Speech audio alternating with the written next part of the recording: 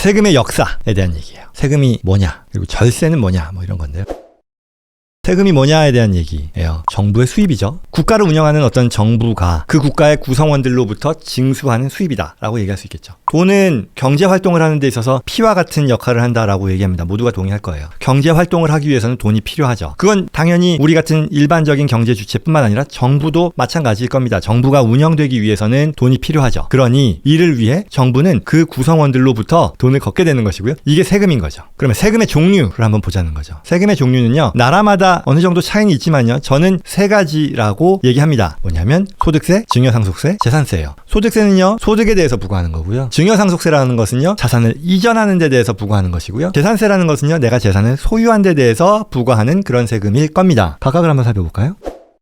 소득세는요, 벌어들인 소득이 있을 텐데 그 일부를 국가에게 납부해라, 토해내라 라는 얘기죠. 이게 뭐냐, 생각을 안 해보셨을 수도 있겠습니다만 생각을 해보면 이렇게 얘기하는 근거, 리즈닝은 뭘까요? 당신이 이렇게 소득을 벌어들일 수 있었던 것은 국가가 이 땅에서 제공하는 여러 가지 혜택이 있는 것이고요. 당신이 그걸 누렸기 때문에 가능했다. 또는 당신이 이 나라의 사람이기 때문에 이 나라가 제공하는 혜택, 특권, 프리빌리지를 누려서 얻을 수 있었던 결과가 당신이 벌어들인 소득이다라는 거죠. 그러니 그와 같은 소득의 일부는 국가의 세금으로 내야 한다라는 그런 얘기죠. 말이 되나요? 컨셉을, 이 리즈닝을 동의할지 안 할지와는 별개로, 동의 여부는 무관하게 일리 있죠. 이해는 되는 거죠. 그래서 우리가 많이 얘기하는 것들 중에 하나, 또 엑시텍스가 있잖아요. 미국에서 영주권이나 시민권 포기하고 한국 들어가는 그런 경우를 말합니다. 그래서 나온 개념 중에 엑시텍스가 있는 건데, 물론 뭐 한국에도 있고, 한국에도 국적 포기세가 있고, 여괴 전출세 뭐 이런 것들로 불리죠. 다른 나라에도 또 있는데요. 구체적인 그 규정을 얘기하려는 게 아니고요, 내용, 큰 그림을 지금 설명을 하려는 건데요. 뭐냐면 엑시텍스는요, 당신이 미국인으로서의 신분, 영주권이건 시민권이건 이걸 포기하면 그때까지 당신이 벌어들인 소득, 또는 그때까지 당신이 일구어낸 부의 증가에 대해서는 비록 이걸 팔지 않았어도, 실현하지 않았어도 마치 실현된 것으로 간주해서 그 차액만큼을 과세하겠다라는 뜻이에요. 예컨대 내가 부동산을 가지고 있는데 이게 가치가 많이 올라서 10만 불이 100만 불짜리가 됐어요. 그럼 그 90만 불에 대해서 당신이 국적을 포기하는 건 좋은데, 그렇게 벌어들인 그 90만 불이라는 가치 상승에 대해서 비록 아직 안 팔았지만 그거 판 걸로 간주해서 그 90만 불에 대해서 양도세 부과하겠다라는 얘기인 거죠. 그 컨셉이에요. 왜냐는 거죠. 당신이 그와 같은 가치 상승을 만들어낼 수 있었던 것은 이 나라 국민이었기 때문에, 당신이 그러한 프리빌리지를 누렸기 때문에 그 덕분에 소득을 얻은 거니까, 또는 자산 가치 상승을 얻은 거니까 그 상승분에 대해서는 일부를 국가에 납부해야만 국적을 포기하는 것을 용납하겠다라는 얘기인 거예요. 웃기는 짬뽕이네라고 할 수도 있겠지만 말은 되잖아요. 그게 소득세입니다. 자, 두 번째로요. 그러면 증여상속세를 볼까요? 당신이 당신 자식에게 다음 세대에 자산을 이어갈 수 있도록 사회가 보장해주니 그에 대해 감사하고 세금 내세요 라는 얘기인 거죠. 안정적인 부의 어떤 세대 간의 이전이라고 하는 것은 안정적인 사회가 유지 운영되어야만 가능한 것이고요. 그러한 국가의 혜택을 당신은 입은 것이니, 당신 가족은 입은 것이니, 당신의 증여상속에 대해서는 국가는 세금을 징수할 권한이 있다라는 얘기인 거죠. 말이 되죠? 재산세요. 당신이 그러한 재산을 이 나라에서 소유할 수 있음은 국가가 제공하는 혜택이니 이에 대한 대가를 내라. 도로망, 신호등, 뭐 여러 가지 그 모든 것들, 인프라스트럭처, 이런 것들을 통해 당신의 재산 가치는 보존되는 것이고, 당신의 그 소유권을 안정적으로 확보해 주는 것 아니겠냐. 경찰력, 그런 것들을 제공하는 것, 이에 대해 대가를 내세요 라고 얘기하는 것이 재산세 컨셉인 거죠. 자, 그러면요, 여기서 이제 반론이 나옵니다.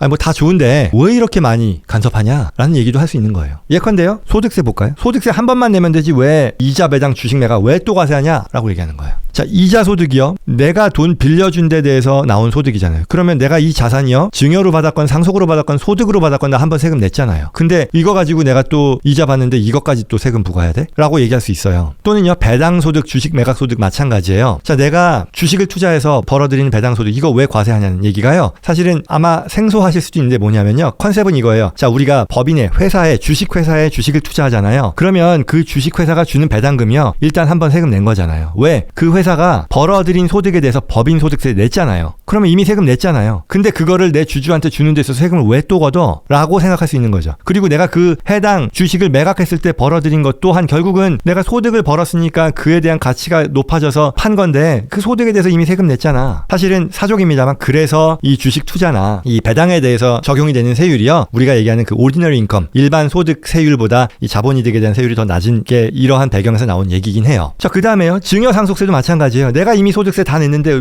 그리고 나는 내 자식 주는데 왜 부과하냐라는 거죠. 내가 이미 다 세금 내서 벌어들인 나의 자산인데 이걸 왜 내 새끼한테 못 주냐라고 하는 거죠. 왜 주는데 또 세금 부과하냐라는 거죠. 물론 이런 것도 있어요. 워렌 버핏과 같은 이런 유명 인사들이 하는 얘기도 물론 있죠. 이건 아니다. 내 애들이라고 해서 이걸 스포일하면 안 된다라고 얘기하죠. 뭔가를 하고 싶을 때 할 수 있는 만큼만 주겠다라는 게 이 워렌 버핏이 굉장히 밝힌 그런 얘기잖아요. 나머지는 사회에 환원하겠다라는 거잖아요. 그러면서 이제 그분이 얘기했었던 게 상속세를 철폐한다라는 것은 2000년도에 금메달리스트가 있는데 그의 자녀가 2020년도에 올림픽 출전권을 자동으로 부여하는 것과 같다. 그러니 상속세 철폐라는 것은 옳지 않다라는 그런 의견도 있긴 해요. 그럼에도 많은 경우 이러한 반론은 할 수 있는 거잖아요. 상속세를 왜 이렇게 부담해야 되는 거냐라고 얘기할 수 있는 거잖아요. 그리고요, 마지막으로 관점을 바꿔서요. 아니 세금 내는 것도 물론인데 필요치도 않은 그런 수준의 세금을 걷어서 정부가 방만하게 운영하는 것. 세금 낭비잖아. 이건 누가 책임지는 건데? 라고 얘기하죠. 연말만 되면 보도블록을 부수고 나무 심고 하는 이런 것들 한국에서 얘기하는 건데 뭐 미국이라고 뭐 그런 게 없지 않잖아요. 결국 그래서 여기서 checks and balance라고 하는 것이 작동을 하더라. 그죠? 지금까지 말한 거 다 뭐 일리는 있잖아요. 양쪽에서의 의견이. 한쪽이 무조건 옳고 다른 쪽은 무조건 그릇된 거다가 아니라는 거잖아요. 결국 여기서 어떤 견제와 균형이라는 게 이루어지는 것이고요. 이게 좀 더 확장을 하자면 국가를 운영하는 데 있어서 바라보는 관점에 대한 차이를 가져온다라고도 얘기할 수 있을 겁니다. 결국 얼마나 세금을 걷고 그리고 어떻게 정부를 운영할 것인지 얼마나 정부가 이 사회에서 벌어지는 경제 활동에 영향력을 미칠 것인지 참여할 것인지 우리가 결정하는 데서 바라보는 관점의 차이고 이게 어떻게 보면 뭐 보수와 진보에 있어서의 차이로 갈리기도 한다는 거죠. 너무나 잘 아시는 바대로 보수적인 관점에서 본다면 세금은 최소화할 것, 정부의 간섭은 또한 최소화한다라는 거죠. 내가 알아서 한다는 얘기죠. 자유죠, 자유. 국방, 외교, 치안에 있어서 강하게 하되 나머지는 나 하는 거 좀 내버려 두세요 라고 하는 거잖아요. 자유시장 경제, 시장이 효율적이고 자정 기능을 갖고 있으니 정부는 그 개입을 최소화하는 것이 전체 복리를 높이는 데 있어서 가장 중요하다. 이게 가장 어떤 전체 사회의 후생을 높이는 데 있어서 가장 바람직하다라는 거죠. 이게 초기에 뭐 애덤 스미스의 보이지 않는 손, 고전학파, 신자유주의 이렇게 이어지는 거잖아요. 그리고 이제 반면 민주당으로 대표되는 진보적인 의견은요. 그렇지 않다. 사회는 언제나 불완전한 것이고 더 나은 사회를 위해 우리가 진보해야 된다. 기회의 평등은 말할 것도 없고 결과에 있어서도 어느 정도 평등이 보장되어야 한다라는 거죠. 그게 결국은 사회 후생을 늘리는 데 있어서의 중요한 가치다. 정부가 방임해서는 안 된다. 케인즈, 뉴 케인즈, 프린스턴 학파 이렇게 되는 거죠. 정부의 개입 그리고 시장의 불완전성에 대한 것을 얘기하는 거다라는 거죠. 그래서 여기서 이제 좀 굳이 절충을 한다 그러면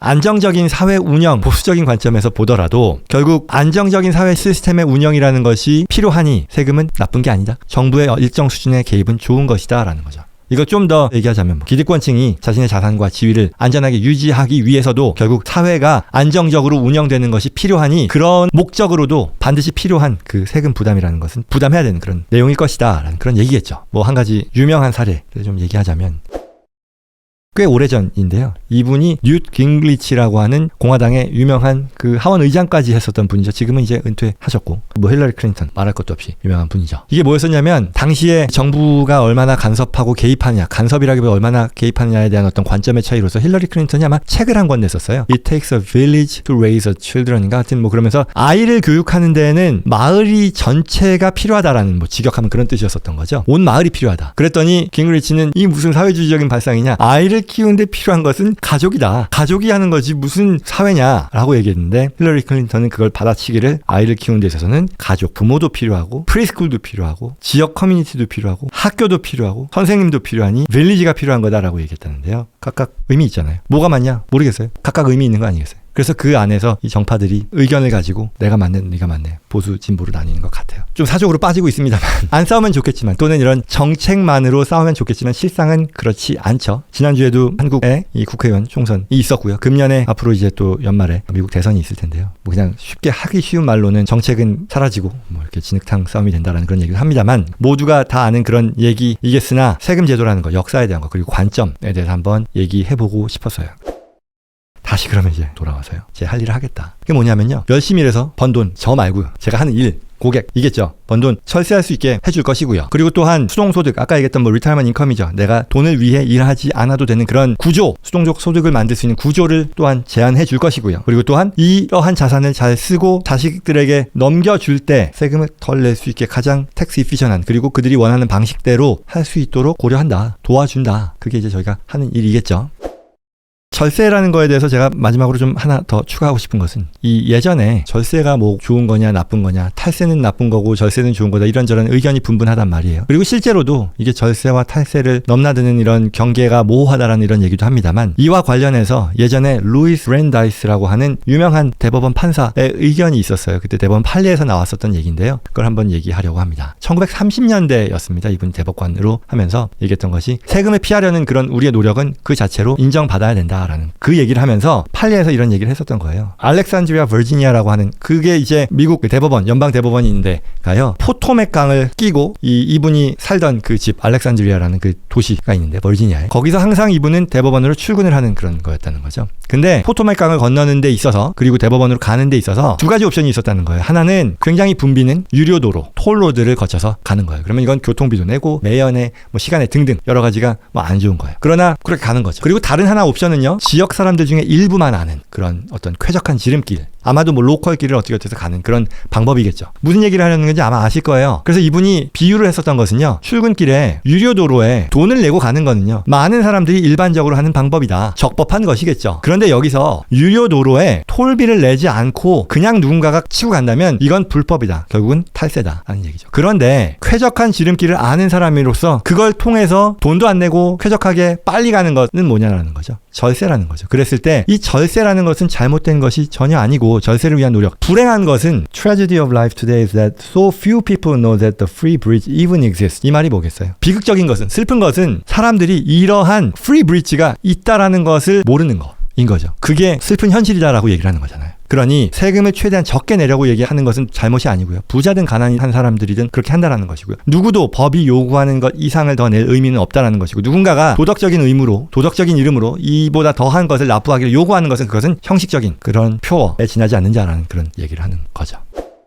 추가의 사족으로요, 아까 제가 오늘 에스테이트 플래닝, 그 다음에 리타이먼트 플래닝에 대한 얘기를 했는데요. 결국 우리가 하는 서비스 또는 플래닝이라고 하는 것은 법만이 아니고요, 앞서 얘기했던 이런 금융상품, 뭐 부동산이 됐건 주식이 됐건 보험, 연금, 뭐 이런 어뉴이티와 같은 투자 상품을 활용하는 것도 있겠다, 활용하는 방식도 있겠다라는 것이고요. 그래서 간혹 이런 얘기가 있긴 해요. 뭐냐면 저희가 하는 일이 법, 세무, 회계뿐만 아니라 이런 쪽에 대한 서비스, 어떤 상품에 대한 것들, 부동산이건 이런 쪽에 가는 것에 대해서 이건 어떤 상황인가를 물어볼 때 이에 대한 어떤 적절한 설명이 되었으면 좋겠습니다. 텍스와 파이낸셜 플래닝을 저희는 합니다. 누군가가 예전에 저희 그 영상 중에 한 댓글로요, 이와 비슷한 얘기가, 그때 아마 왜 미국인가, 돌고 돌아 미국 뭐 그 영상이었을 텐데요, 그 중에 댓글 웃겼던 게 기승전 광고지만 호감입니다라고 말씀하신 분들이 계셨는데요. 재밌게 봤습니다. 감사합니다.